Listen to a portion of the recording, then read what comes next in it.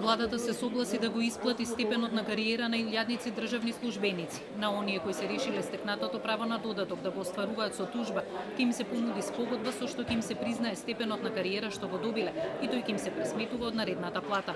Ваквото решение уследи на барање на синдикатот на УПОС, откако голем број административци туже или најавија тужби, бидејќи не им биле давани оценки или пак имале решенија за утврдено право, но тие никогаш не се реализирале.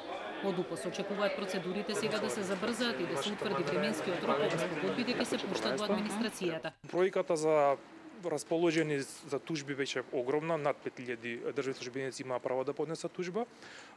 Голем број од министерствата веќе поднесоа тужби.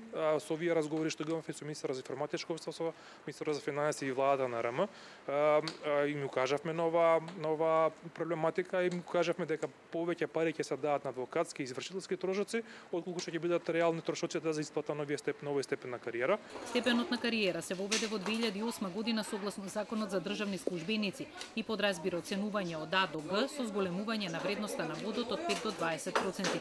Иако целта беше награда и мотивација на вработените во администрацијата и јавниот сектор, ваквата пракса беше прекината во 2014 со Законот за администрација, кој во себе не содржи мотивирачки одредби. Многу луѓе и знаеа и не знаеа за ова право, работени во државна администрација, дека можат да бараат решение за степен на кариера, а и самите работодавачи во 95% од случаите во Македонија во државна администрација не им ни издава решенија за степен на кариера. Не може да планирате дека никој работен во администрација нема да побара тоа што му следува. Ако законот мене ми дава можност да барам зголемување на плата, секако тоа ќе го барам.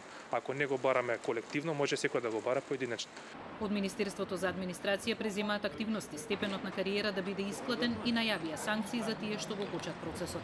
Степенот на кариера да им биде исплатен на сите административни службеници кои исполнуваат услови за тоа, а веќе започнатите судски постапки да се завршат со судско порамнување или спогодба.